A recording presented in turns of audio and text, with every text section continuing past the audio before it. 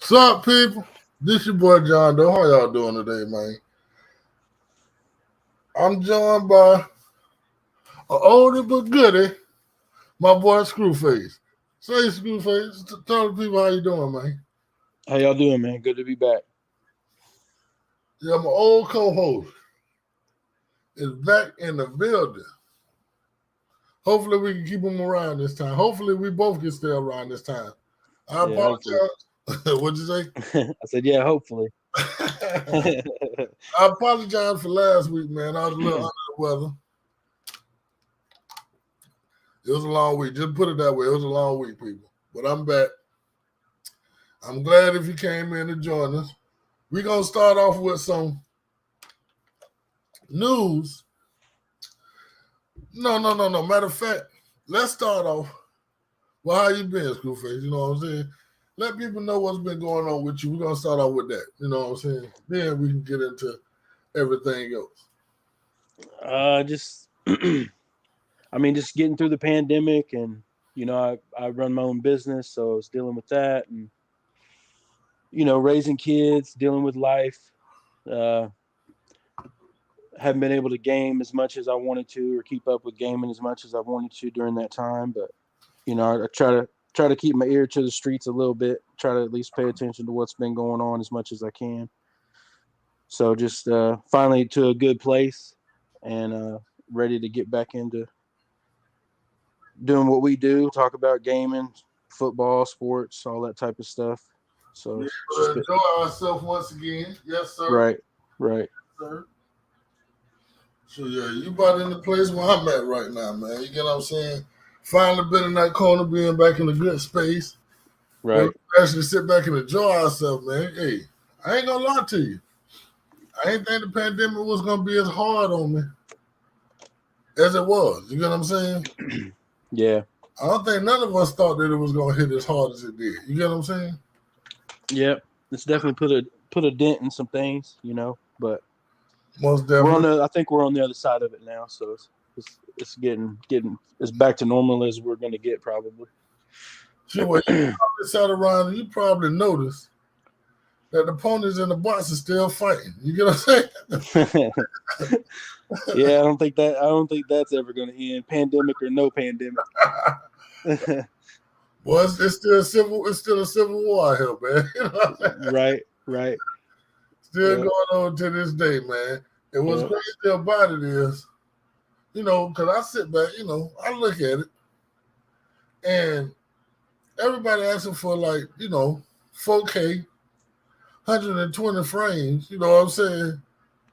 But how many people still got a 4K TV that can do 120 frames, or with all of that, with HDR and variable refresh rates on it? You know what I'm saying? There's not that many people that have a TV like that, honestly. Exactly. And those TVs cost so much to even get one. Like a lot of people that are acting like that's what they're gaming on, they probably ain't really gaming on that. Sure. They just trying to look good in the community, Man, there ain't too many people with PCs gaming on stuff like that. You get what I'm saying? Right. I mean, honestly, we never even mastered 1080p 60 frames. Nope. Or 1440p 60 frames, and we're already jumping to 4K and all this other stuff, and but it is what it is. That's kind of always been the thing with gaming. Everybody wants to hurry up and move forward, but we don't even ever master where we're at first. Exactly. Yeah, we ain't never seen 1080p at its full greatness. You get what I'm saying? Right. At a full 60 frames per second, 1080p greatness. Like it was. I don't think we have ever completely mastered it. One thing that will matter, I think, with this new engine that's coming out, the Unreal Engine 5, it's gonna push it real close to where we can get it at 60 frames, you know what I'm saying? Right. Master textures, you know what I'm saying? Everything like it's supposed to be. I think with the new Unreal Engine 5, we're going to do that. But with that being said, I'm going to move into something that you might not be perfect to, you know what I'm saying, that you might not be into, but I was a big fan of. So we talk about PCs, and that's Final Fantasy 11. I see that they having a 5-hour live stream. You know what I'm saying? It's the 20th anniversary, but it's 5 hours. You get what I'm saying? Even for an anniversary, they don't do nothing for 5 hours. You know what I'm saying? Right. This is a 5-hour live stream to celebrate the 20th anniversary of Final Fantasy 11. And it makes me think that they got to be adding on like a bunch of new content or something to fill in 5 hours. What you think about that? Yeah, I mean, for 5 hours worth of content, it's got to be like new. They got to be adding stuff, upgrading graphics, touching up the engine.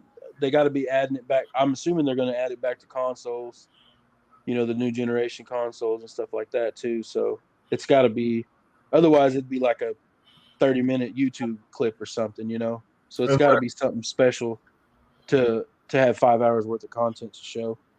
Yeah, that 5 hours, bro. You get what I'm saying? Dude, yeah. That's a lot. That's a lot. I mean, we don't even have, press conferences and stuff like that for, I mean, like Microsoft's show that we're going to talk about here in a minute is not even that long. Exactly. So, and they're gonna talk that long about one game. So it's got to be a lot of stuff. Yeah, they're gonna be talking about a multitude of things. You know what I'm saying? In that amount of time. You know what I'm saying? New stuff that's coming out. So for Square Enix to do a 5-hour show on one game, dude, there's gonna have to be a lot of stuff that's being discussed. Of course, they're gonna celebrate 20 years of, you know what I'm saying? We know that's coming, Right. What they did in the 20 years, Celebrate all the people who came and went, you know what I'm saying, most likely coming back. We know that, you know what I'm saying? But that's about 30 minutes. Right. Now that game was on the 360, right? So it's been on consoles before? Yeah, it was on the PlayStation 2. It went to the PlayStation 3, and then it also came to the 360, yes. Now how long has it been off of the 360? Ooh. For a while. I think they took it off back in 2012, if I'm not mistaken. Okay, so it's been off for a minute then.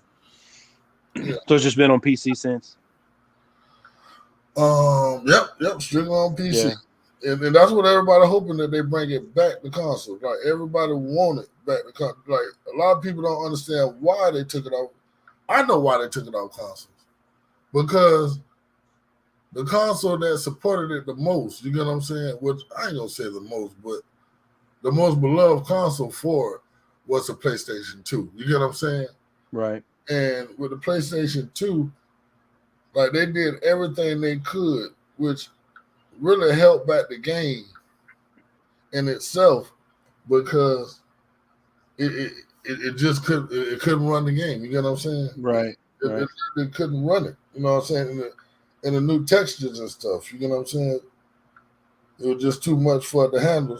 But instead of them just taking it off the PS2 and just letting it, run on a 360 and PlayStation 3, they said, well, we're going to take it off all consoles, you know what I'm saying? And we're just going to leave it like that. Because the game in this form right now can still probably run on the 360, and it can still run on the PlayStation 3. It would be honest. In the form that it's in right now, it can still run on those consoles. But since it wasn't on the PlayStation 2, where it started at, they just took it off all consoles. Right. Which I felt was a bad deal. You know what I'm saying? Plus, got so popular on consoles, Final Fantasy 14, that they seen that, I guess, there was no reason to keep it on the console and have 14 on the console and have them competing against each other. You get what I'm saying? Right. But at the same time, with them, the people who love 11, they love 11. You know what I'm saying? They're not trying to leave 11 to go to 14. You get what I'm saying?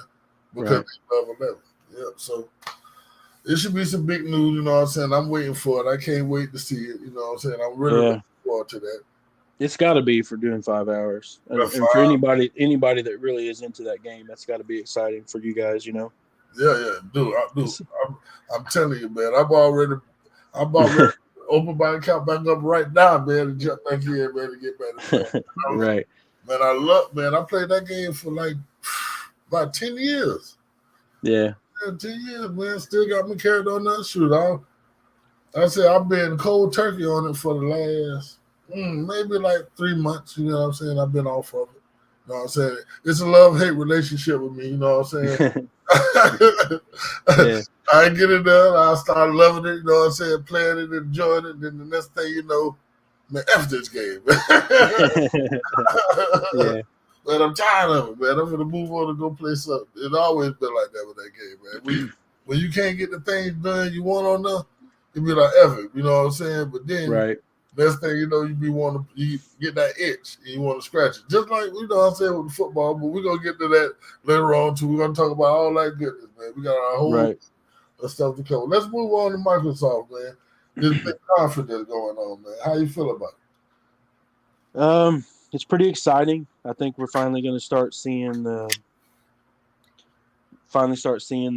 rewards for all the studios they bought. You know, everybody's. I mean, we know all the reasons why they struggled last gen, and we know all the reasons why it took them, you know, the whole generation to right the ship and everything like that. And you know, Sony fans was able to give Microsoft fans shit for a while, but I think we're to the point now where we're going to start reaping the rewards of all the studios they bought, all the games they've been working on since they've been purchased are going to start slowly coming out. And so I think it's a pretty exciting time to be an Xbox fan. I mean, obviously not all these games uh, pertain to everybody. You know, everybody has their own flavor of what they like, but overall, the amount of games that are going to start coming out, we're finally going to start being able to see. And so I'm excited about that. Um, it? I'm definitely looking forward to it. You know what I'm saying? Like, because we're gonna get a mixed bag of I feel like about everything. You get what I'm saying? Right. First person shooters supposed to be coming out.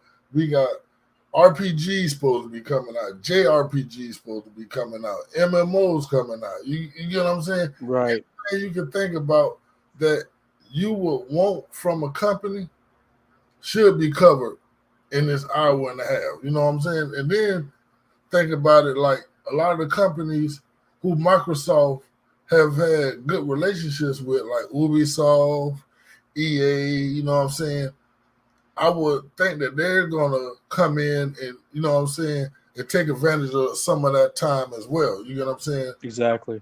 To promote what they're bringing out in the coming, you know what I'm saying, months, year, you know what I'm saying, and so on.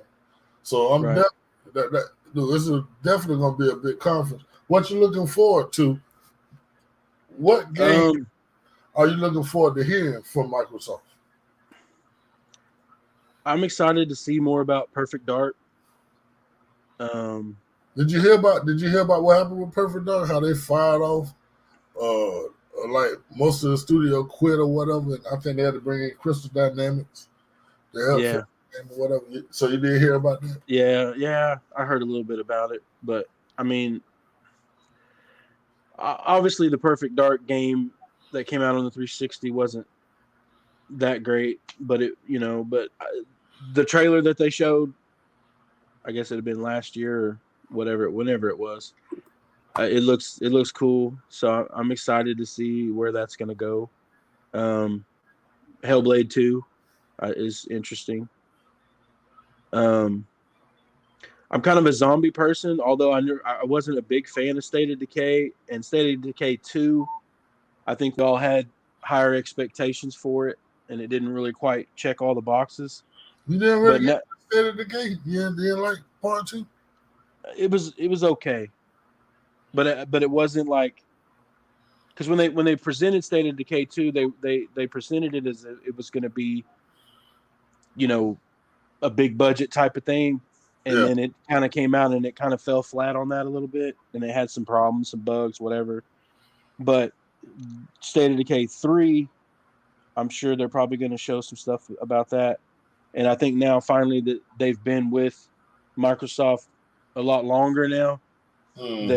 that they've been able to invest more money into the game this time around than they were for 2. And so I'm excited to see, where that, hopefully what we thought State of Decay 2 was going to be, State of Decay 3 can do that.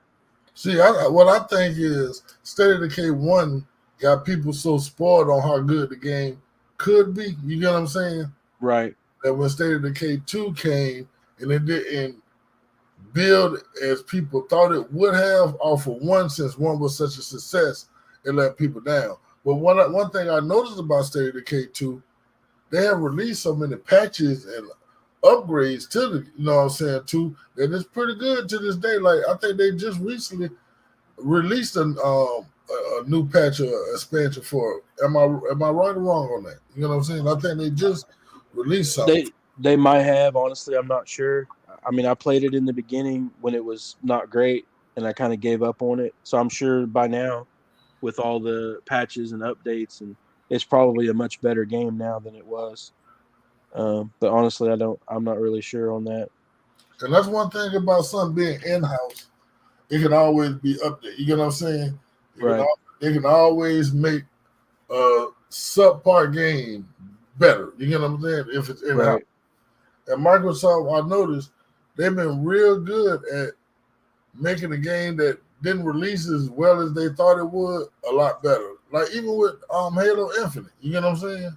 Right. They constantly releasing new content and, you know what I'm saying, updates, patches for it. You get what I'm saying? Because when it first dropped, everybody was like, it's all right. You know what I'm saying? It ain't what it. But now, you know what I'm saying, with all the stuff that it added to it, you know what I'm saying, it seems like it's doing fairly well. You know what I'm saying? The people enjoying themselves. I'm not a big Halo person, but there's a lot of people who praise Halo, and I don't hear as many gripes as I did when it first dropped. You know what I'm saying? And that's a good thing. Yeah, I mean, I enjoy playing Halo here or there if I'm in there with some people that I enjoy gaming with. But other than that, I really don't play Halo that much. I mean, I understand the following of it. I understand why people like it. It's just never been a game that I was too crazy about. But yeah. Check out the show? Have you checked out the show? No, I haven't. I've been wanting to watch it, but I haven't watched it yet. Man, have you watched it? Yeah, man, I've been watching. Oh, man. Is it good? I guess that's a no. I mean, it's probably great, I guess, if you're a huge Halo person, if you're really into the lore and stuff. But, I mean, I don't know. I would just have to watch it for what it is. That's what you have to watch it. Because if you're into the lore, you're not going to like it. You know what I'm saying? Oh, okay. Well, then they shouldn't have done it like that way. Yeah. Somebody watching it for what it is who going to like it. You know, like, oh, man, I just watched the episode when I was. I think it was the night, man. And it had me all types of pissed off. You know what I'm saying? Another game I'm excited for is Fable.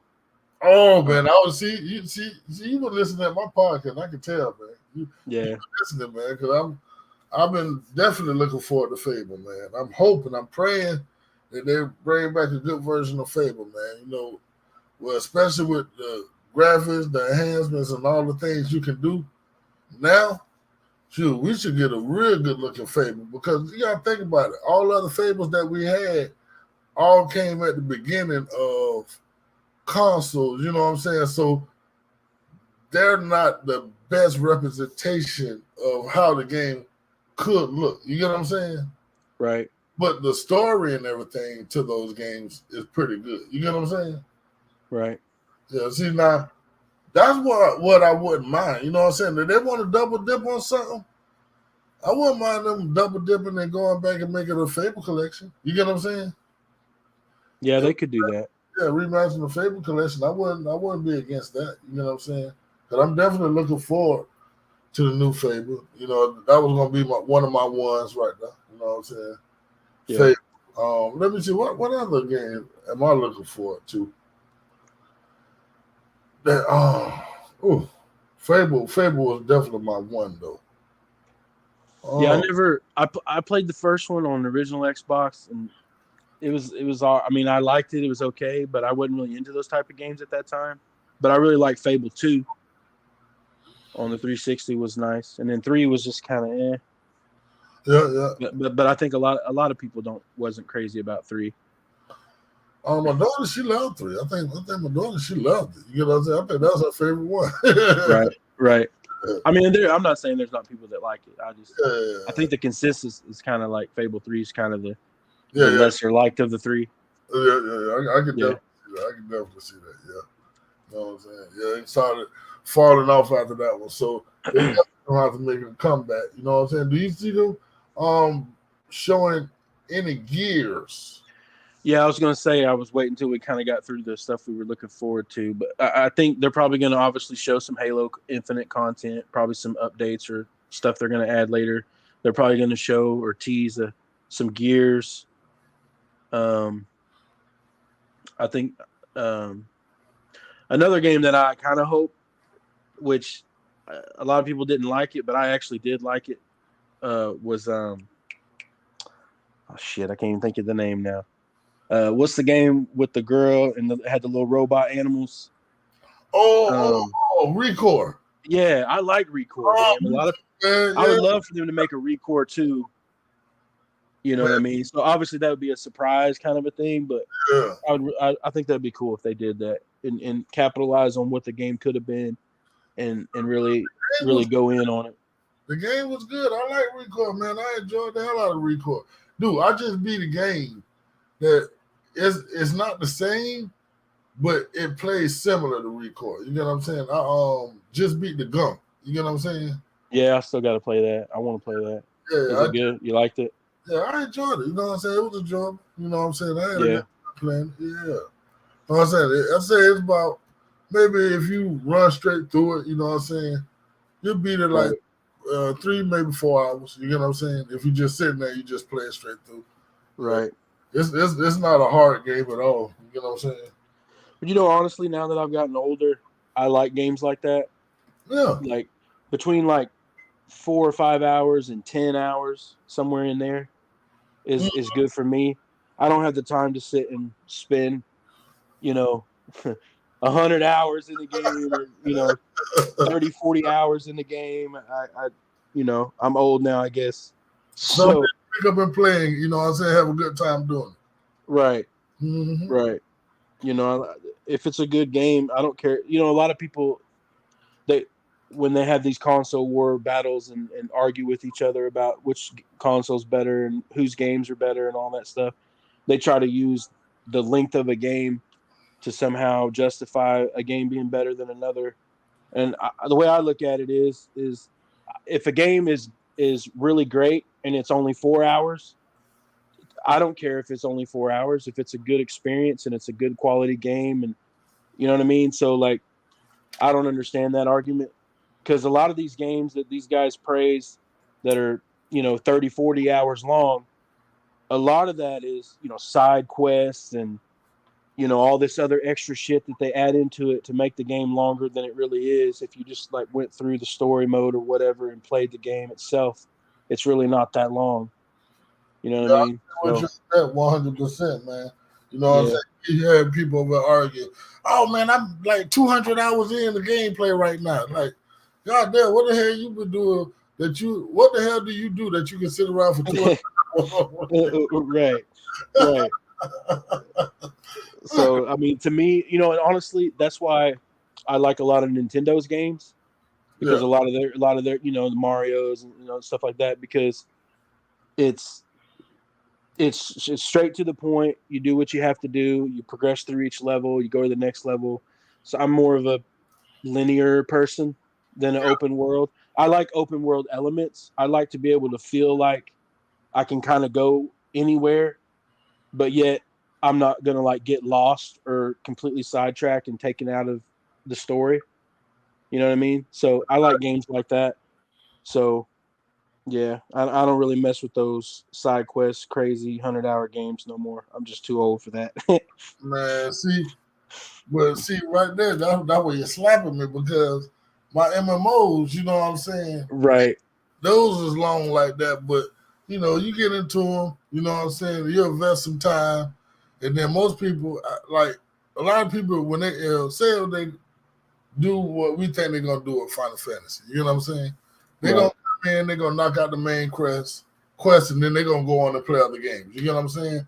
But then you got other people who stay in the game, you know what I'm saying? They might stand in there building up their craft skills, you get what I'm saying? Those the ones who actually keep the game alive. You get what I'm saying?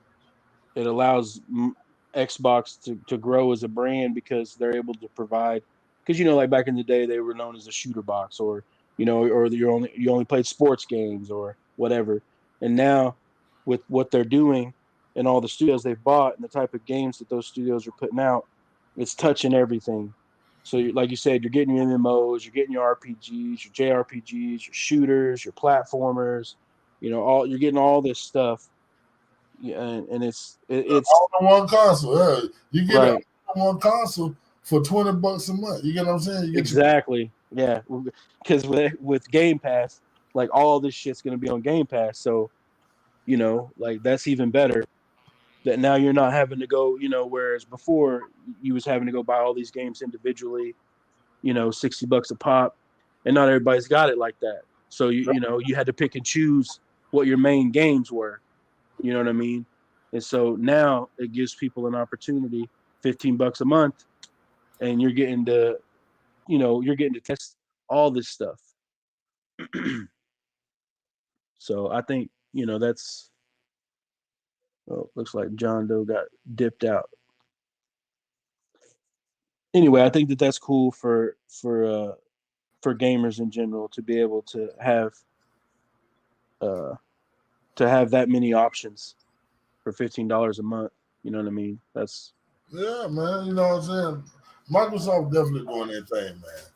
yeah, And I'm glad. And I'm glad to be a Microsoft Xbot or whatever they would call it. You know what I'm saying? right, right. I know you done dibble the devil. You done jump across that street a few times, but you know, Yeah, I mean, I, I've obviously grew up with Nintendo, so I obviously like Nintendo a lot. But I've pretty much been an Xbox person since I got my 360, in like '07. So I mainly gamed on the Xbox, but I always, would have a Nintendo console or a PlayStation on the side. And there's been times where I played those consoles more, depending on what games came out. But for the most part, I pretty much been on the box. To me, I just like the whole, between parties and just everything that Microsoft offers. It's that, just it just gives you a whole. It's it just gives you a whole world to be in. You know what I it's mean? a little bit more premium over there because Microsoft they real good with the software side. So you know what I'm saying. A lot of the Right, stuff that they put out be implemented pretty well. right, If I had to say that, they implement what they're doing pretty well, and it usually works. You know what I'm saying, for the party chats to the Game Pass. You know what I'm saying, stuff like that. The implementation of it be pretty good. So yeah, right, it usually keep you around for a while. Even the way they did their subscriptions for years. Well, everybody was like, it's horrible that they're doing that. You know what I'm saying? I felt it was done pretty well. You know what I'm saying? yeah, Because we always had great servers. We ain't never had a problem with our servers on that end. You know what I'm saying? Which a lot of right. other companies did. So I ain't have no issues paying, how it was $60, you know what I'm saying, for a year. You know what I'm saying? That really never bothered me. But I yeah, just feel like Xbox just has a good way of having it provides a community. You know what I yeah, mean? Like it gives you connection with friends. Obviously PlayStation and Nintendo is caught up to some of that stuff now, but like it just everything about the way Microsoft handles Xbox is just to me it's just it benefits the gamers, it benefits the community. Like I still have people that I talk to that I played on Xbox with that don't even play on the box no more. But yeah, I same. but I still communicate with them here and there, whatever. Like me and you, we've been playing on the box together since like 2007 or 8. Yeah, Like our kids have grown up together. You know what I mean? Like in the background while we've been gaming all this time and stuff like that. Like and like I said, PlayStation's kind of caught up to some of that over time, but that's just to me that's why I like Xbox so much because it's more than just gaming, even though that's what it's supposed to be for. Is it provides a community where you get to meet people and you know just said the people and key word. It's more of a community. When with right, the Nintendo and PlayStation, they were more for, you know what I'm saying, you playing solo. You get what I'm saying? Right. But with Xbox, they have always focused on building as a community. You know what I'm saying? Like you played with people, and I think that's what really made Xbox what it is. And to this day, I think that's what keep them in the forefront of a lot of things because most of their games is you playing with somebody. It's just not you on there playing by yourself. Right. Well, and I think that's that. I mean, like, and that's what they're doing. Like, with Game Pass, with all these studios they bought, all these different games they're putting out, they're just growing that community bigger. And I think that it's cool because, you might meet somebody on a game, and then the next thing you know, y'all's playing other games, or like you've gotten me to play games that I would never play before, just because we played football together. And you'll be like, hey, have you tried this game, or have you tried that game? And I've done the same with you. Like, you just didn't get that over there on those other consoles. Nope. You know what I mean? I remember you driving me over there. They had me over there playing Titanfall. Remember we was on Titanfall? Yeah. Yeah. So was because I ain't first person shooters at all, but I got over there, you know what I'm saying, and was running on Titanfall with you guys. Right. So yeah, that was a big thing right there. What's another game? Like, I don't know if you ever beat it, the Star Wars games or whatever. You know what I'm saying? Remember you was playing those real heavy? Oh yeah, the Force Unleashed ones or whatever. When they put them on the Yeah, did you ever finish those off? I finished the first one. Yeah, and I never got around to playing the second one yet. Yeah, I remember you was on those real heavy. And that's another thing. When they brought back the backwards compatibility, that was huge. You get what I'm saying? Right. It's just like little things like that, man. People look over, but they be huge. You know what I'm saying? Yeah. Like backwards compatibility, things like that. But let's move on to this whole Activision thing right here. See, we talking about Blizzard and all of this stuff, and Microsoft bringing over stuff or whatnot. Right. How you feel about them, you know what I'm saying, the stockholders, you know what I'm saying, voting 98% of them want to sell, you know what I'm saying, they want Microsoft to purchase the company, you know what I'm saying, they agree for Microsoft to purchase. I think that's huge because everybody, you know what I'm saying, like a lot of the Sony fans, there's not just Sony fans, there's a lot of people in the, I'm not going to say entertainment world, but we're going to say, you know what I'm saying, there's a lot of people who don't want Microsoft to purchase Activision. You get what I'm saying? Because I guess they feel it'll make Microsoft too powerful. You get what I'm saying? There's a fellow YouTuber that always says he wanted Microsoft to be the behemoth that they are. And I feel like you're getting what you always said you wanted Microsoft to do. And then when they start doing it, then you're like, oh, we don't want them to be too powerful. Or we don't want them to own too much stuff. And it's like, but you just said, you've been saying for years that you wanted them to spend money. You wanted them to invest into Xbox. You didn't want Xbox to go away. You wanted Xbox to be better. You wanted Microsoft as a company to care about Xbox and invest into it. That's what they're doing. They want to be the Netflix of gaming with Game Pass. Well, in order to do that, they have to have content, and they're going out and they're spending the money. And not every studio they bought is a top flight studio. Yeah. But some of them are huge. Like Bethesda, and now Activision at some point. I'm sure that will happen. Yeah. Blizzard, yeah. All the other. And so I feel like. Because at first when this was reported, everybody was like, "Oh, that's too much." They're gaining a monopoly in gaming and all this stuff. And then it was kind of reported there for a small minute. They're like, "Oh no, Activision's not going to sell it or whatever, blah blah blah." And then now that's came out that like 98% or whatever approves to sell it. Mm-hmm. I think it's good. I mean, because here's the thing: if they're for sale, right? Nintendo could buy them. I mean, I'm not saying I'm going to say some companies that may not have enough money to buy them, but I'm just saying in general, like if they're for sale, anybody could buy them. Tencent could buy them, Nintendo could buy them, Sony could buy them, Amazon could buy them and stick all that shit on that Luna or whatever. Like so. Why does it matter if Microsoft buys it then? Just because they've already bought other companies and they don't want them to have a monopoly? Well, who cares? If the way I look at it is, if I got the money and something's for sale and I want it and it's going to benefit my business, I'm going to purchase it. Exactly. Like, I don't understand the issue. The thing about it, they went around and they went to these other companies. You get what I'm saying? They went to these other companies first. Right. They didn't want, they went to the Amazon. Amazon didn't want to purchase them. You know what I'm saying? They went to the Facebook. Facebook didn't.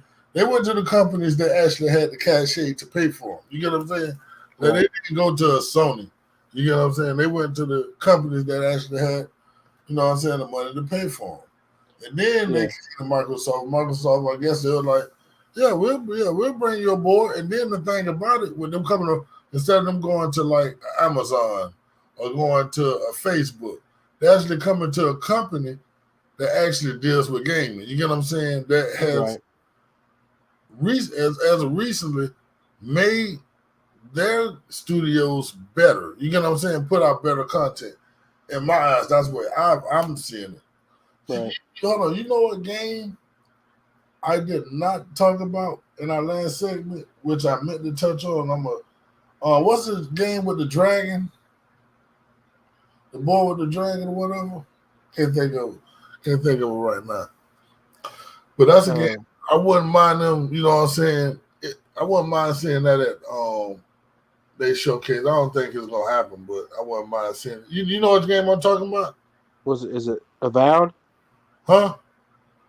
Avowed? No, not Avowed. No. No, this is the game that was supposed to come out last generation, but didn't. You know what I'm saying? Oh, I know what you're talking about. Yeah. I can't think of the name of it. I can't think of the name of it right now. Yeah. But I know the Japanese dude wanted to work on it or whatever. You get what I'm saying? I wouldn't be surprised if they showed anything on it, but that's a game I wouldn't mind seeing them show it. You know what I'm saying? This conference that's coming up. I can't think of the name of the game. If anybody out there know what game I'm talking about, write it in the chat, man. The game of the dude with the dragon. I think that Epic, what the studio is that was supposed to be working on. I can't even think of the name of the studio. If y'all know a game I'm talking about. You talking about the game the Platinum Game's going to make that was canceled? Yeah, Platinum Game. Yeah. Shit. What was the name of that game? Oh, man, I can't think of it either. But I know what you're talking about. It would be cool, though, for that to finally get finished. Because I know they was begging to make the game or whatever. You know what I'm saying? Right. He was just like, let me finish the game or whatever. You know, they were just begging to make the game, see? And that's one of the games I wanted them to come out with last generation. Now, if they was to preview that game, I think it would be huge. You know what I'm saying? That's a huge one. Well, back to this Activision thing, man. But yeah, I think it would be cool. I think it would be cool for.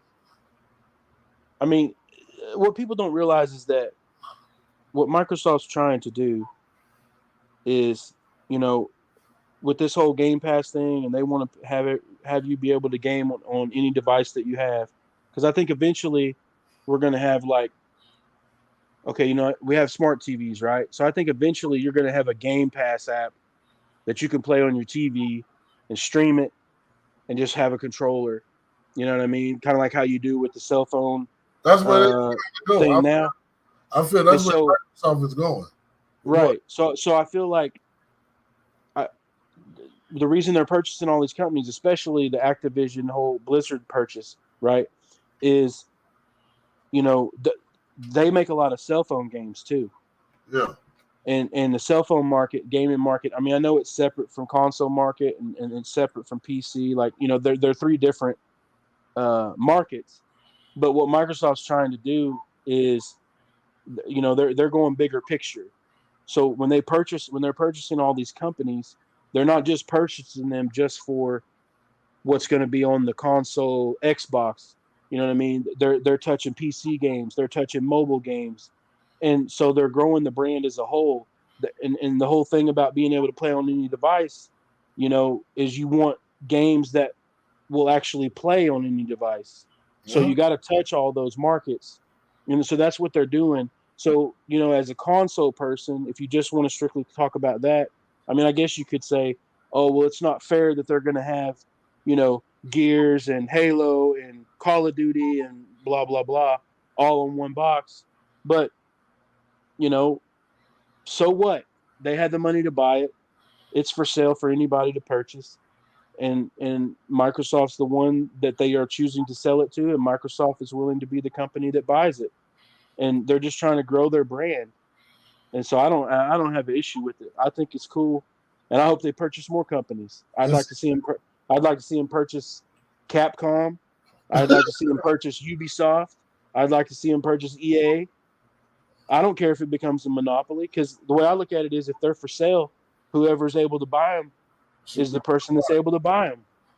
Yep, I agree with you 100%. See, the thing about it, people act like they forget that these companies have been purchasing studios for years. You get what I'm saying? EA didn't purchase studios. You get what I'm saying? Well, yeah. Sony didn't purchase studios. You get what I'm saying? Like, these companies, they don't grow these studios that they have from, you know what I'm saying? Yeah, all these studios that these companies have, they're not all organic. No, like, and think about all the companies, gaming companies that existed like in the PS2 era. Like your Midways and all those don't even exist anymore, because these bigger companies swallowed them up. Yeah. Well, actually, I think Microsoft owned Midway. You know what I'm saying? That's how we got what you call it, Killer Instinct, right? No, Killer Instinct was made by Rare. Well, I thought Rare and Midway was all. You know what I'm saying? No, Midway was the company that made. I'm pretty sure Midway was the ones that came out with Mortal Kombat first, and then it went from Midway to shit, I don't remember. But anyway, we had like Midway, Acclaim, and all these different, and all these bigger companies absorbed those, or they went out of business, and then these bigger companies swooped in and bought all the IPs. You know what I mean? So I don't understand what's the difference now. You know what I mean? That's like you said, that this has always been going on.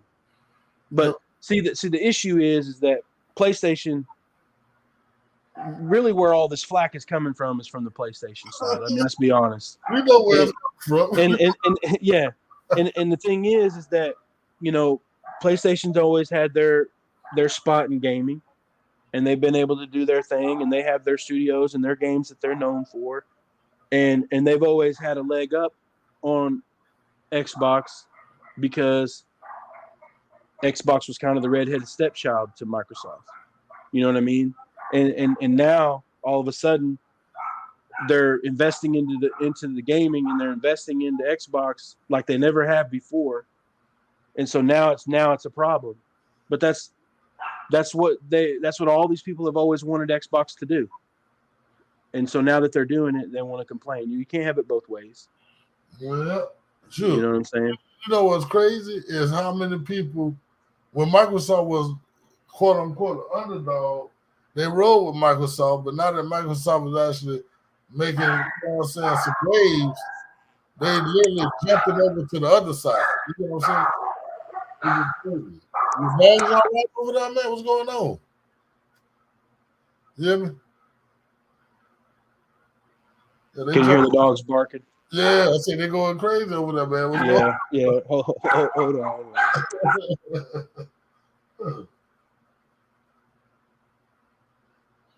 Yeah, but now that they're making waves, to see like everybody want to jump over to the other side where Sony at it. I just feel they just looking for the underdog to ride with at the present time. You get what I'm saying?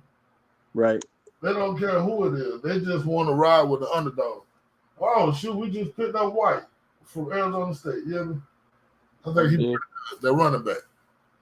So I think he might be the first running back on the board, ain't it? No, that one running back from, I think it was Iowa State, Brees. Bryce Young or something like that. Bryce Young. Bryce I think. Young. Yeah. I Yeah, think he went earlier, but I think he was the first one. we definitely needed a running back though, because we just lost Rojo. All right.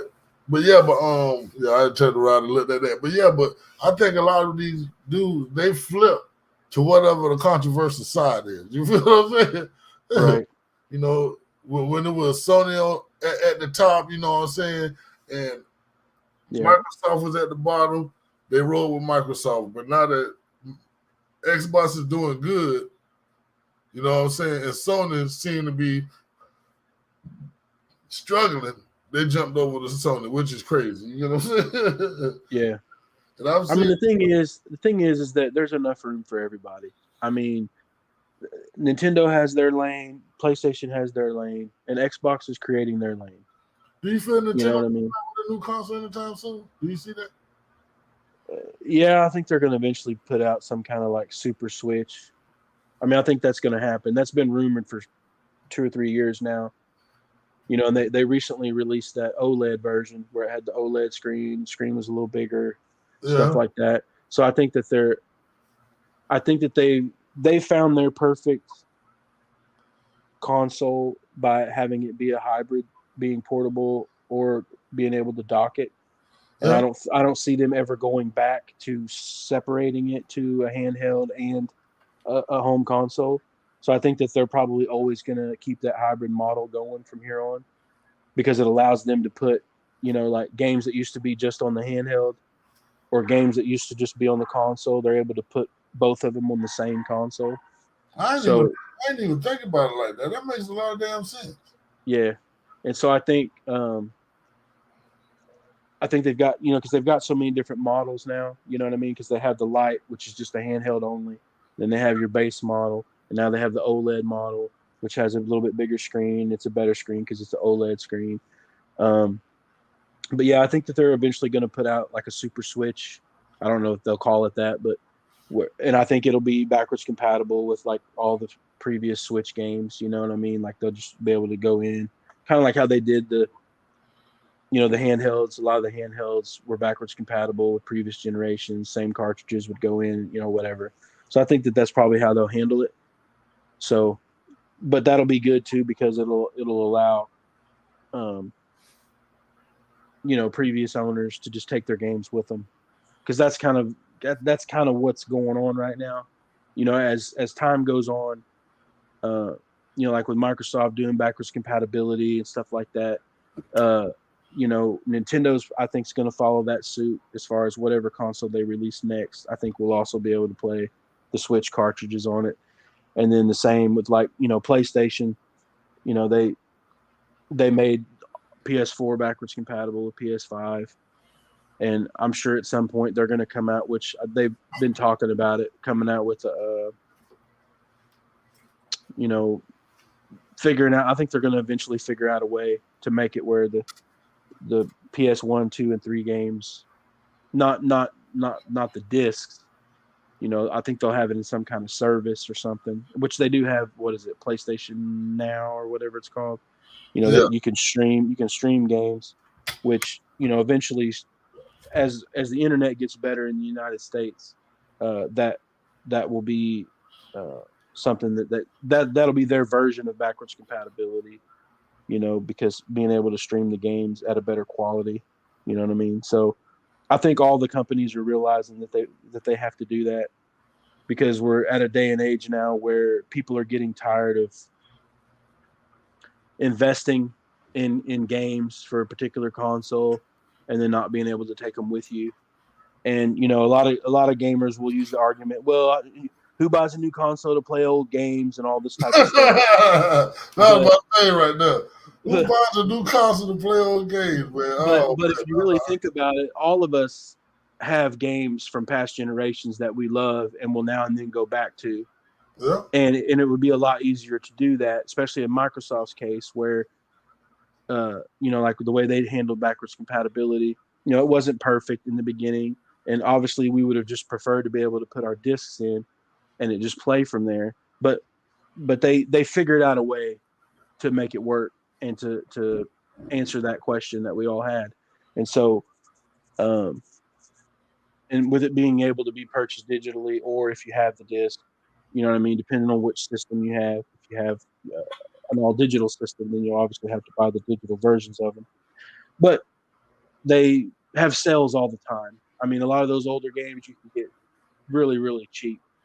You know what I mean? So I, I think we're just at a day and age now where people don't want to invest in something and not be able to take it with them, even if they never play it again. Just being able to know that it's there and that your purchase isn't lost. You know what I mean? I think that's what scares more people than anything is that they don't feel they completely purchasing nothing no more.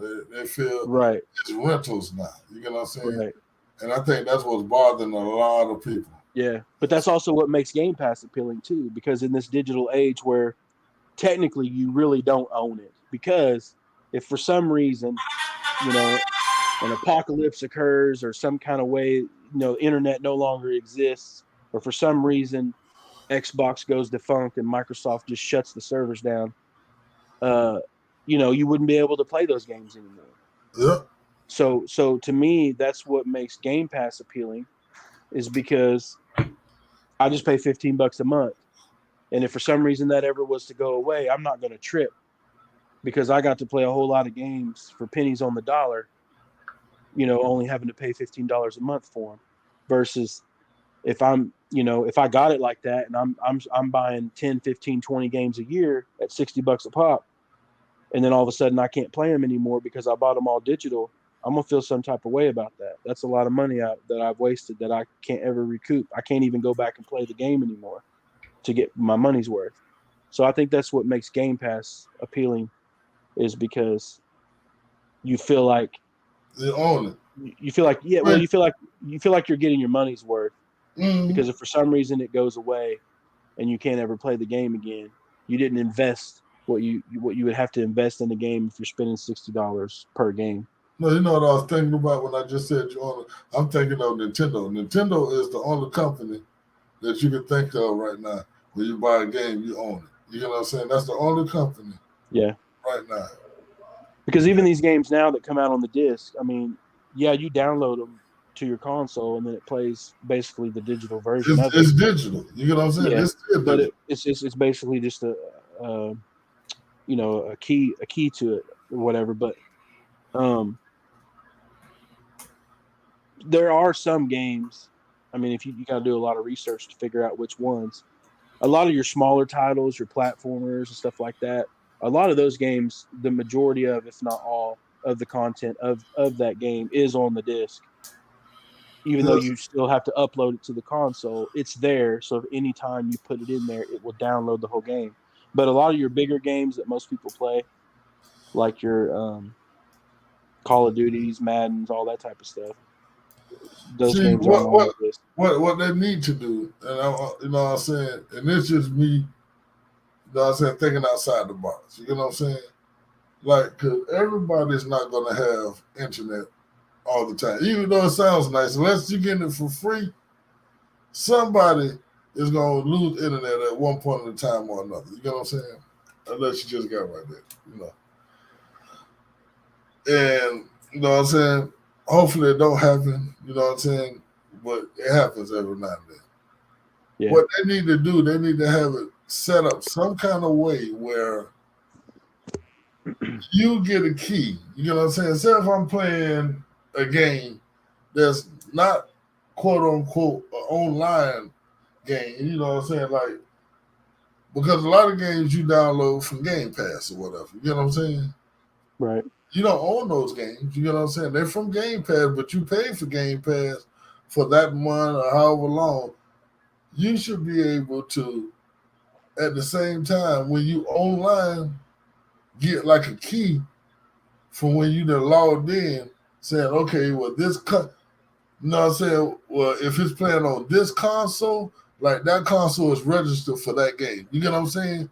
Right. So as long as you're not trying to play it on another console, and that console have already been matched to that game, then I shouldn't have to be online with that game. You get what I'm saying? Because it already read that console. You get what I'm saying? Yeah. They need to make it some way where it can read whatever console, the hardware that it's playing on, so you can continue to play that game on that console. You feel me? Yeah, I agree. I mean, obviously, most everywhere you go now, I mean, you pretty much have internet, Yeah. but at the same time, there is places in the United States that internet is still bad, or it's not Mm-hmm. as good as it is in other areas. And maybe there actually still is just families in general that just can't afford internet. They just don't make enough income to afford it. Yeah, you But know what I'm saying? You gotta if think I'm a about it. gamer, if I buy a game, I ought to be able to play it. Shouldn't have to go online and all that type of stuff. So you And gotta like think even about it. It's certain. you have to go online to set it to offline mode. But then even then, you still can only play certain games in offline mode. Yeah. And and so and I get it if it's a fully online only game, I wouldn't expect that. But the games that aren't, or games that like have story modes, you know what I mean, that's separate from the online portion, you should be able to play those when you're offline. Exactly. You get what I'm saying? Even Yeah. if you like the matching of the game is like temporary, like say it only lasts for like 2 weeks. You get what I'm saying? Right. Because if push comes to shove, I got to pay a light bill, I got to pay a water bill, I got to pay a cable bill, and I got to pay a phone bill. The water, lights, and phone is gonna be before the cable internet bill. You get what I'm saying? Those Yeah. bills is coming first. You get what I'm saying? So Exactly. if I can log in with my cell phone, you know what I'm saying, just to say, hey, well, this console is hooked to this game. You get what I'm saying? Would make it Right. much easier than me having to, you know what I'm saying, have a whole internet hooked up. You know what I'm saying, all the time to play that game. Like I feel that's just thinking outside the box. You know what I'm saying? But that's something they need to at least take in consideration. You know what I'm saying, for future. You know what I'm saying, Yeah. for the I future. agree. Yeah. You know what I'm saying? It'll make it much easier on people. But let's move on. Let's move on, man. Because right now, we're gonna talk about a little college football, man. That they got pushed back. I think me and D Money spoke about this, but this is where we started off at. You know what I'm saying? How you feel about them pushing it back another year? You know what I'm saying? I know you probably were really looking forward to it coming out this year. Yeah. I mean, obviously, if no one knows, I prefer the college game over Madden, We all and obviously I've been missing it, obviously for a long time. Um, I really don't have an issue with them pushing it back as long as it's like if it's going to make the game better. You know what I mean? Like if it was ever to come out that they could have released it this year, they just didn't. I'd probably feel some type of way about that. Um, but I think they're probably um, it's going to be a lot of work for them to get this back and going, I think. And I think that they initially wanted to get it out as fast as they could. And I think that they realized that they probably really just needed another year, just to, brush up some stuff, fine tune some stuff. Because I know initially when they announced it, there were several teams that like said they weren't going to be a part of it, like Notre Dame and a couple others. And then as times went on, and now they've pushed it back another year. I think they're trying to give themselves enough time to be far enough away from the lawsuit being settled and trying to figure out, how we're going to implement paying all the players likenesses and all these things that they have to get worked out in order to release the game. I think it probably is going to benefit them from pushing it back another year. So I'm okay with it. Obviously, I would have preferred it to come out yesterday if I had my choice. You know what I'm saying? But Shoot, just hey, because I'm tired of playing Madden. shoot. Why they can't give us 14? I'm trying to figure out. You know what I'm saying? Just give us 14. You know what I'm saying? It's been enough years. Yeah, I mean, you Yeah, would think by now, especially since the lawsuit was settled, that they would go ahead and lawsuit been settled. just Give us release it in 14. backwards compatibility. Exactly. I mean, even if they didn't do anything to it, visually or anything like that. I mean, it'd be cool if they added the playoffs to it. But other than that, I mean, I don't know why they couldn't. But I think it's more just of it's kind of a black eye thing, and they just don't even want to go down that road. Shoot, people still playing 14 to this day. They still on 360. Yeah, well, they have and they have that college football revamped. That PC version of it, which I think you can play on the PS3, but I don't think you can play it on the 360. But they have it. Yeah, it's the same game, and it still plays the same. The players still move the same and all that. But they've went in and like totally redone all the menus. They added the playoff system. They've touched up all the uniforms, the stadiums, updated logos, got all the conferences in there, got all the teams in the right conferences, all this stuff. It's pretty cool. I mean, I've watched some video. I've watched a few people play it on Twitch. But at the end of the day, it's still the same game as far as gameplay goes. So it's just the visual. The gameplay was good on 14. Yeah. You know what I'm saying? I don't think people complain about the gameplay because the gameplay was already good. You know what I'm saying? So if it's just gameplay, I'm good with that. But yeah, I mean, I'm disappointed they pushed it back another year, but I'm okay with it. I mean, I'm just ready for it to come out. I mean, the only thing that I hope is that it doesn't play too much like Madden. I mean, I understand that that's probably the engine they're going to be building it from. So I understand it's probably going to be similar, just at least for in the beginning, you know what I mean? Because they're just getting back into it. So it would make sense for them to build it from there. But I just hope that they, the NCAA games always had their own. Obviously, they just had their own thing. It played its own way. College football is a different game in its entirety anyway. They run offenses differently. They run defenses differently. It's just a different type of game. And so I hope that they still have that flavor to it. Because I really don't. I mean, obviously, I'm going to be excited and play it anyway, just because I'll be excited to play a college football game again. But if it's basically just Madden with college football teams, that'll probably get tired, I agree with pretty quick. But as long as it has its own flavor, like they used to have, then I think it's going to be great. And I definitely will be happy to not have to worry about playing Madden anymore. Sure, if anything, I'd be trying to give it back to the same Dells who did it back in the day. You get what I'm saying? Like I would try to, as much as possible, bit and piece that crew back together. You get what I'm saying? And instead of building off of what Madden is, you hear me? I would build off of what NCAA was. You get what I'm saying? Like I wouldn't start where Madden is right now. I would start from where NCAA was back then. You get what I'm saying? And build the game off of that engine rather than trying to build it off of what the Madden engine is now. Because people still enjoying 14 and people complaining about Madden. You know what I'm saying? I would prefer them to do that, but I just don't think that they will. I mean, eventually they'll probably create their own engine for it. Yeah. Or their own version of what are they using now? Ignite or not Ignite? Frostbite? Yeah, Frostbite, I think. Yeah. I think that they'll tweak and make their own version of Frostbite for it at some point. But what I mean by building it off of Madden is, I mean, just in general as a football game, I think that that's probably where they're going to build it from, and then they'll just have to tweak it and adjust it to make it play like college. Yeah, if that makes sense. Yeah, I know exactly what you're saying, but that's why I'm saying they already got it. They already got a game that play like college, so I would prefer them building off the game that y'all already got in house. Yeah, I would too, but that's a long time ago. I don't even know if they. I mean, if they can convert that into Frostbite, then yes, I would definitely prefer them to do it that way.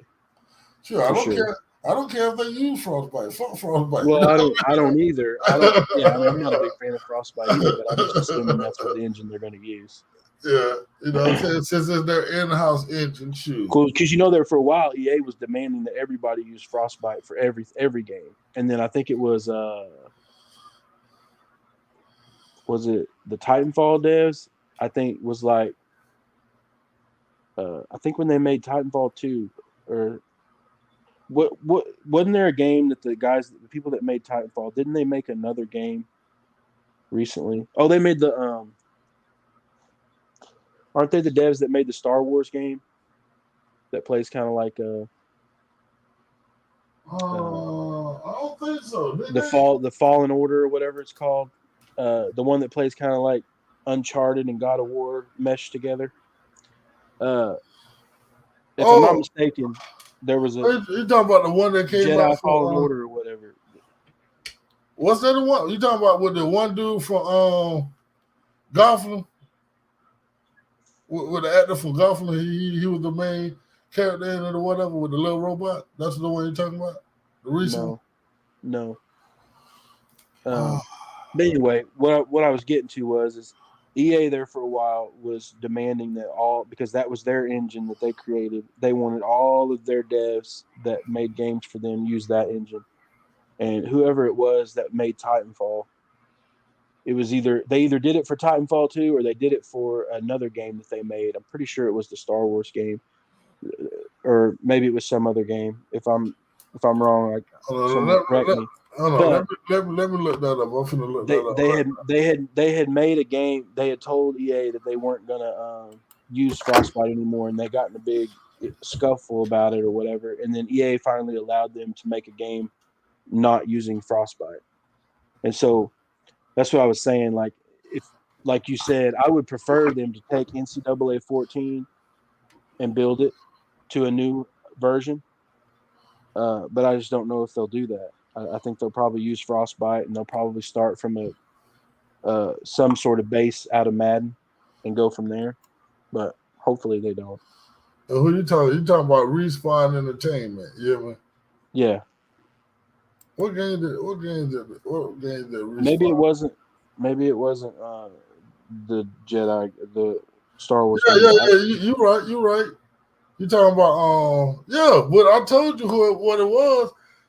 Star Wars Jedi Fallen Order, the one with the boy who played in Gotham. Yeah, you was right about it. Yeah, but, okay. Yeah, I didn't know that guy played in Gotham, but yeah. Yeah. He was a Joker. Yeah, when they started introducing the Joker guy, I kind of quit watching it, so I never really remember what that kid looked like. Okay, I got you. Yeah. He came from another show I like. What was that show on Showtime? I used to watch all the time. Can't think of it right now, but it was a show I used to watch back in the day that he actually came from before he started playing, you know what I'm saying, the Joker on Gotham. Reckless, Clueless. But it was a good show. I watched it for years. Yeah, see, they made Jedi Fallen Order with Unreal Engine 4. And okay. That was the thing, because EA was trying to make everybody that made a game under them use Frostbite, and they threw a big old fit, and EA finally caved and let them make it in Unreal Engine 4 instead of Frostbite. That's what I was saying. And I see why they ain't made another no more Titanfalls. You know why? Because they do Apex Legends. That's them. You get what I'm saying? Yeah, they do Apex. No wonder they ain't made another Titanfall. Oh man. Anyway, I'm excited about the college football game. I hope that it's everything that we want it to be, and I just hope that it's not like Madden. I mean, I'm sure they're going to have their version of MUT for the college game. But beyond man, please don't bring that over to the college game, please. Well, it was. They started it in NCAA 13, and then it was in 14 too. But it wasn't bad though. It wasn't bad, but that was also like in the beginning of MUT too, kind of. So it was still kind of new. And honestly, at the end of the day, I mean, MUT is a cool mode. I mean, I like playing MUT, but there's just a lot of things in it that I don't like. It's the way they implement it. It's the way they implement it, and they basically base the entire game based on MUT, and that's the part I don't like. So I don't care if they put I'm sure they're going to anyway. I don't care if they put their version of MUT in the college football game. Just don't let it be the only focus. Yeah. That's all I ask. All right. Well, let's speak on, since we is on college. Let's talk about like college realignment, man. You know what I'm saying? I know you're a big Sooner fan. You know what I'm saying? Y'all like y'all wagons out there, man. How you feel about your Sooners going over to the most powerful conference in the nation. You know what I'm saying? It's something that I've always wanted them to do. Well, not always. I'd say ever since whenever we went to 10 teams and Nebraska and A&M and Missouri and all them left, that to me that's when our conference got weak. And Texas hasn't been good in a long time. And I always made the joke that we don't play defense in the Big 12, which we don't. And so I'm a defensive person. I mean, I like offense, obviously, like a lot of people do, but I prefer a team that plays good defense, and then the offense kind of complements the defense. That's just my preference. And that's how a lot of the teams in the SEC play. Mm-hmm. And, the SEC has been dominating college football since shit. Man, we is not going to say the SEC would dominate. We're going to say Alabama and LSU would dominate. The SEC ain't been dominating. I mean, the SEC as a whole, there's been several teams that have won national titles. I mean, yeah, it's been mainly Alabama for a little while now, and LSU here and there. Florida's gotten a few, stuff like that. But I've always wanted them to go there because I want my team to play that brand of football, which we always played in the past. And then there for a stretch of several years, we didn't play that way anymore. All we cared about was offense. And so I'm excited for us to go there. I know it'll be a challenge. I'm not dumb enough to think that, we're just going to show up and just start winning the SEC. I mean, I know there's going to be a process there and it's going to take some time. But I'm excited for it. And I think it's cool that we was able to bring Texas with us so that rivalry stays. Do you think you can be competitive doing it, though? I do. I mean, as long as we match the defensive side of the ball, I do. I mean, I know y'all don't want to get over there and be the next Vanderbilt. You know what I'm saying? No, I don't. I don't really ever see us being that. The way I look at it is there's only a handful of teams that are at like the top tier of college football. And then there's like a middle tier, and then there's everybody else. And your team has always been in my the top. team has always been in the top tier, with the other top tier teams. So I feel like we'll figure it out. And like I said, I know there'll be a process. I mean, we're going to go over there and, we're going to have much tougher games every week than we've been used to lately. And we're going to have to start recruiting different types of kids to compete in that league. And so it's going to be a process. I'd say year 3 or 4, we might be to the point where we're able to start, competing for SEC titles at least. Yeah. So you don't take see some time. So you don't see y'all going over there year 1 and competing for a title? No, I don't think so. Well, and I don't even know how they're going to do I don't even know how they're even going to do the divisions. But no, I don't think we're going to be that good. I mean, unless we somehow outscore somebody, then no, I don't, because the defenses are just better game in and game out over there. Yeah, I can agree with that. I can definitely. I'm hoping that they move, because they have East and West, right? Yeah. And so I'm hoping that they move Alabama and Auburn to the East. Why?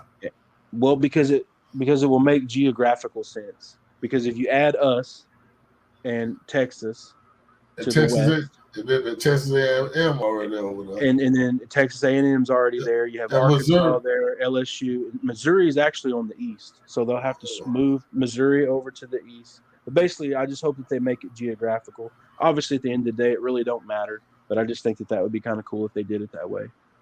So basically, you want all the Big 12 teams on one side. No. That'll be like the old what it is, Southwest Conference that it used to be. Kinda, yeah. Well, I mean, yeah, because we were in the Big 8. and then we merged with the Southwest. Yeah. To form the Big 12. But yeah, it'd be like the old Big 12 teams, and then you'd have LSU, Ole Miss, and Mississippi State would be all right there, and then basically from Alabama over would be the other side. But I mean, they may stick us in one and stick Texas in the other, and not realign it. You know what I mean? It just depends on how they choose to do it. What's his name, Root? Oh, that's you out there. Yeah, but that I think that'll mess it up though. You know what I'm saying? If they put y'all on one side and Texas on the other side, because y'all are rivals. You get what I'm saying? That's true, but in the SEC they always have one team from the other division that you play every year. So if they did do that to us and split us and Texas as far as in different divisions, they can still make that game our one game that we play every year with the team from the other division. So we would still play them every year. Yeah, because that's a big game. That's definitely a big game. Well, yeah, because the SEC is not going to want us to join that conference and us not play our yearly rivalry game. Exactly. That's big money. You know what I'm saying? Yeah, exactly. That's big money, Lord. The Red River Shootout, that's what it's called, ain't it? Yes. Well, it used to be called that. Now it's called the Red River Rivalry. It used to be called the Shootout, but then we started having all them shootings and stuff, so they changed the name. Oh, okay. Yeah. Oh, they had to make it more politically they made it correct. Right. Politically correct. Exactly. We are not promoting shooting. You know? Right. We will not be a part of this here. This shooting, no. Okay. So how you feel about the rest of the country though? You know what I'm saying? Like, I feel my conference always gets the short end of the stick. You know what I'm saying? If anybody knows I'm a USF fan, I'm a proud USF fan. You probably don't know many of us, but we're out here. And my team has been on the losing end of these, you know what I'm saying, realignments, especially as of late. You get what I'm saying? Right. Because, like, they took 3 teams out of our conference. Now, those 3 teams are going to be substantially better simply from the TV, you know what I'm saying, the TV that they're going to be shown on, you know what I'm saying, being televised even more, and the amount of money they're going to receive for their schools. You get what I'm saying? So they're going to be able to bring in better recruits.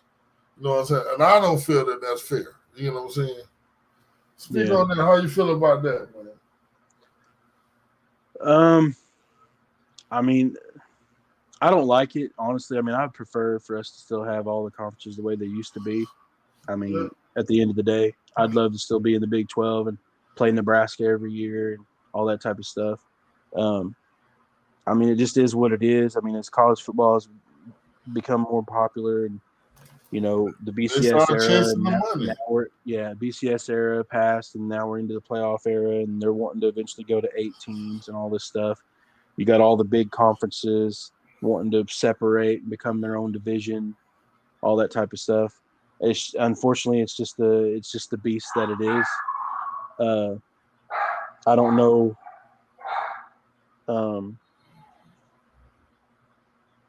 It's not fair, I think, to a lot of the smaller schools, like your school, for example, and schools that have been in the conferences with your school in the past, because it seems like every time they have success and any time a conference realigns or adds teams, those conferences are the ones that they pluck all the teams from.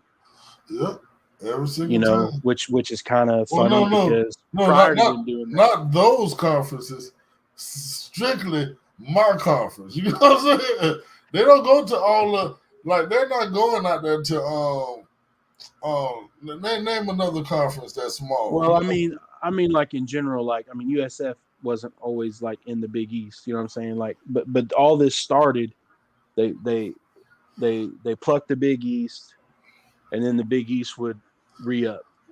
And then they go a little further along, and then more realignment would happen, and then they go pull more teams from the Big East. Yeah, but that's And what then I'm Big saying. East fell and became the strictly conference, and now they keep pulling from there. Yeah, that's what I'm saying. But they strictly picking from the Big East. You get what I'm saying? They're not picking from the SWAC or whatever. You get what I'm saying? Other conferences. Right. You know what I'm saying? And then the Big East and or the American Conference, they go and pluck schools from the Conference USA or wherever, and then they come over there, and then like I said, then they come in and then they take those teams. Exactly. So it just seems like that conference has always been the revolving door for the big conference. For all these big conferences to pluck from. So I don't know. I mean, it's just part of it now. I mean, I don't really know what else to say about it. I mean, it sucks to me, the part that sucks is that if the bigger schools or the bigger conferences ever do separate and become their own division, then there's obviously going to be some teams left behind. Matter of fact, I got another question for you. I'm gonna let you finish that off, and then I'm gonna hit you with it. Yeah, but anyway, I just think that at the end of the day, all it's really about is the bigger conferences and the bigger schools. They don't want to have to play the quote unquote smaller schools or the other five or whatever they're calling them now. The children of the poor. They don't want to play them in the big bowl games, and they don't want to play them. They don't want them to get into the playoffs because none of them want to lose against them. Because if they lose to them, it'll tarnish their image. That tarnishes their image and how great their conference is and how competitive their conference is supposedly is. But if you look back in the history of college football, you're going to see that, your team, USF, several teams throughout the years that were in the quote unquote smaller conferences or played in the conferences that didn't have competition, whatever they wanted to say, would go to these bowl games and would go to these playoff games if they got into the playoffs or the BCS bowl, and they would win. And so I think all this is about is just them trying to prevent that from happening at the end of the day. Dude, still ain't bounced back from that Appalachian State loss. You get what I'm saying? Michigan, yeah. Still ain't bounced back. Yeah, they've been pretty much downhill since. Yep. Or just been mediocre. Still trying to get their integrity back. Exactly. So it hurts because once you go through it, it definitely hurts you for a long time, man. You get what I'm saying? But what I want to ask you about, and I think with college players being able to get paid now, really opens up the landscape of where you can be good anywhere now. You get what I'm saying? You ain't got to go to, and the reason why I say that is how you feel about prime time in the HBCUs and him recruiting against the big schools. You know what I'm saying? And getting players. You know what I'm saying? That would naturally go to a bigger school, but now they're choosing Jackson State with prime at over a bigger school. How do you feel about that situation now? And do you see that being a trend and it continuing? I definitely do think it's a trend. I do hope that it continues, not just for the HBCUs in general, but just as college football as a whole. I think that it's cool that that those type of schools can get those players that they normally in the past wouldn't be able to get. I think that there's so many good high school football players out there, and I think that there's plenty of college teams for them to go to. That we're in an age now where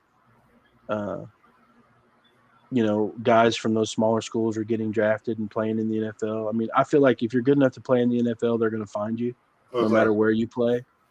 Does it help to go to a bigger school like an Ohio State or, Alabama or somewhere like that? Yeah, I'm sure it does.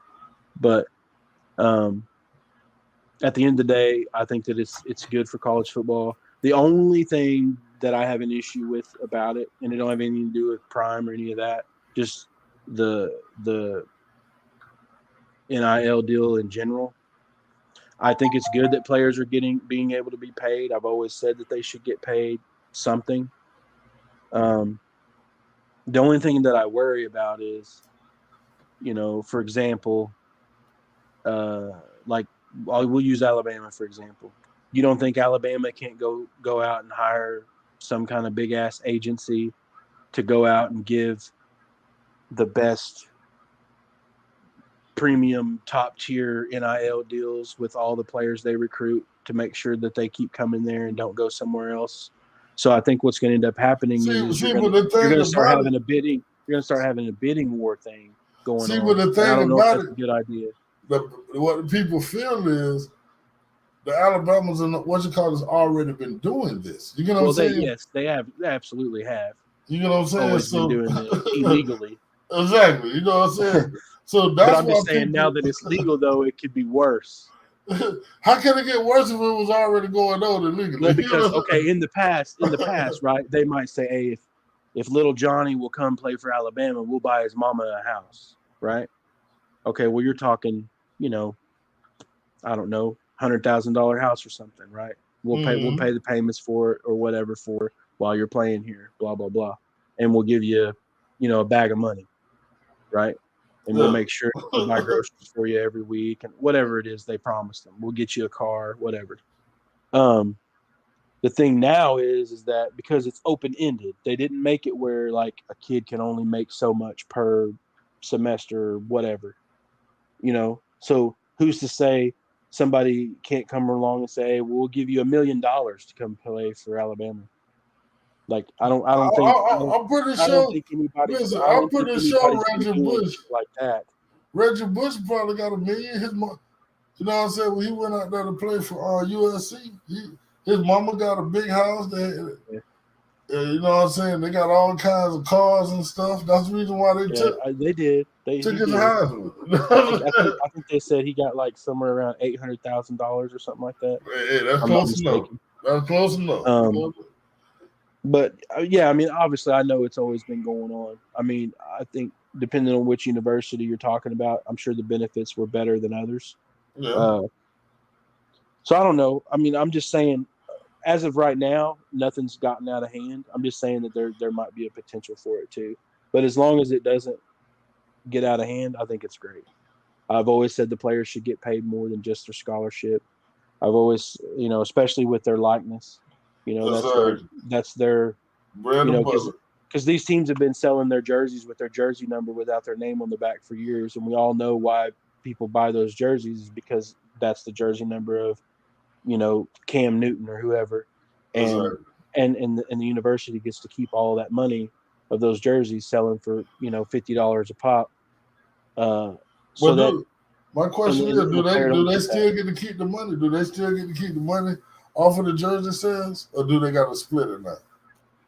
I'm not really sure how it pertains to jersey sales. I think because the NIL deal was more of like agencies and stuff like that. Yeah, well, like if you do appearances or you do commercials or you sign autographs or anything like that, you could be paid for that stuff. But as far as like the university part, I'm not sure. Like I think if they sell a jersey with your number, that they have to give you some kind of cut of it now. Yeah, I will hope.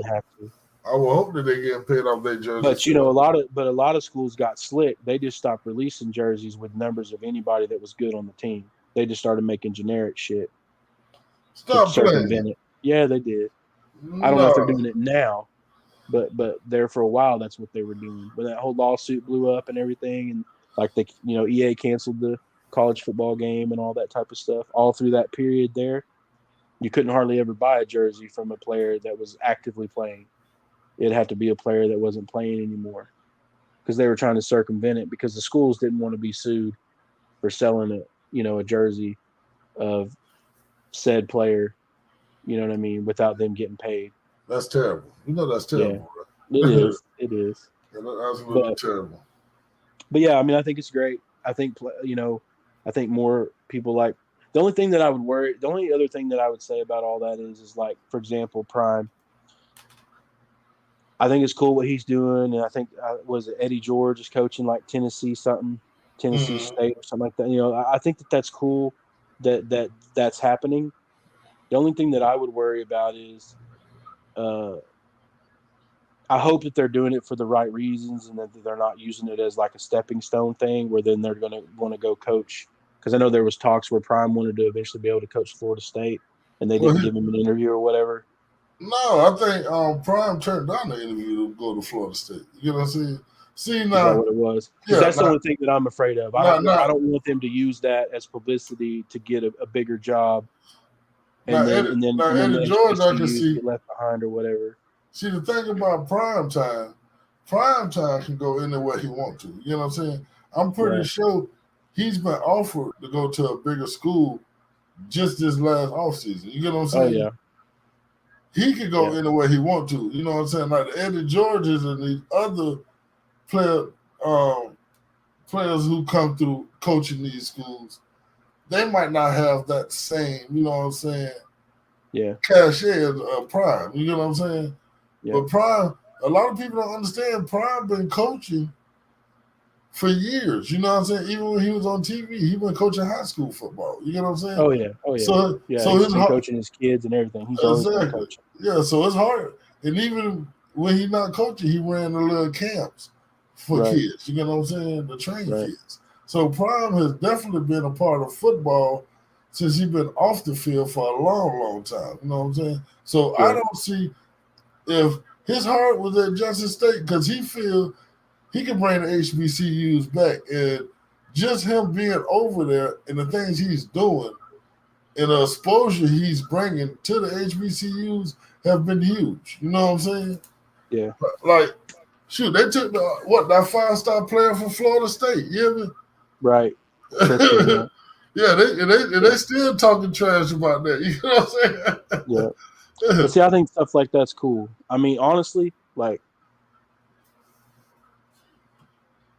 black folks in general, you remember when what was that podcast that Ocho and all them guys be on with Brandon Marshall? I am athlete. Yeah, they did a podcast one time where they were talking about, I think it was Channing Crowder, whatever his name is. He was arguing with, there was a chick on there. I don't remember who she belonged to or if she was one of those guys' wives or what. But they were arguing about that more black folks should start going to HBCUs and build the HBCUs back up instead of going to the big universities. I remember that. And he was arguing with her because her stance was that's what they should do. And his argument was, well, yeah, but if you're a top tier recruit, it's better for you to go to Alabama or wherever, right? But her stance is that it's not just about where it's going to take you. It's also about, your community and all that type of stuff. And I kind of agreed more with her, even though I understood his point of view as a football player. But like, I understood both sides of the argument. Yeah, I like what Prime is doing though, because I think that it's showing people that, hey, we can, if you're good enough to play in the NFL, if your goal is just to play college football, then fine, you can go wherever you want. But if your goal is to get to the NFL, because there's only so many players that make it to the NFL anyway, but they're going to find you no matter where you play. So go where you want to go where it makes you happy and stuff like that. And so I feel like HBCUs should, because if you think about it, back in the 60s, the 70s, even the 80s, like Walter Payton, there's a list a mile long of players that were drafted in the NFL that are Hall of Famers that played at HBCUs. But at some point, it got to the point where, those type of players started going to the Ohio States and the Michigans and Alabamas and all these places, and the HBCUs just like fell off. And I think that's more so than anything else. I think that's the coolest part about it is that they're bringing, they're shedding a light back on the HBCUs, which I think is cool. And I think that more athletes should go to those schools and go to the smaller schools in general. You know what I mean? Go to the because it really don't matter at the end of the day. It's about playing college football. It's about going to college football. It's about playing, and if you make it to the NFL, you make it. If you don't, you don't. But so I think that's honestly that's the coolest part about it to me. No, that's the truth. Just close the gate. I know, but he's fine. He's fine. Come on, get up here. Anyway. Yeah, I definitely agree with you on that, man. Yeah. You know what I'm saying? And I agree with her more as well, but I can see both of their sides. You know what I'm saying? Right. Like I said, my son, if he was to go to college, he gonna look at the shiny new equipment at a major university, you know what I'm saying? Compared to like, you know what I'm saying, the ran down equipment that HBCU might have. You know what I'm saying? Right. He's going to look at stuff like that. He's going to look at the differences between the two stadiums. You get what I'm saying? Yeah, 100,000 seat stadium or a 25,000 seat stadium. Exactly. He's going to look at that. Right. He's going to be like, which school am I going to be on TV more? You get what I'm saying? You know what I'm saying? Because I want to shine when I'm playing. You get what I'm saying? He's going to look at all of that. You know what I'm saying? He's going to look at which you know what I'm saying, have the better looking females. You get what I'm saying? Who have more? All of that stuff. Just the facilities in general. I'm pretty sure a child is going to look at. You get what I'm saying? So, but that's where you need somebody there responsible enough to preach legacy. You get what I'm saying? Like, and that's where Prime come in, because Prime telling people, we can be just as good as these big schools if y'all come here and help us build. You get what I'm saying? Exactly. The reason why we're not big like them is because nobody's helping us. Y'all come here, we start getting television deals, we start building up our programs, and our programs will be just as shiny. We start expanding our stadium. We start building our facilities. We start upgrading our uniforms. We start all that. Upgrade our campus. You know. Football is the biggest money-making sport in college. Yep. And it only takes a couple of years. You get what I'm saying?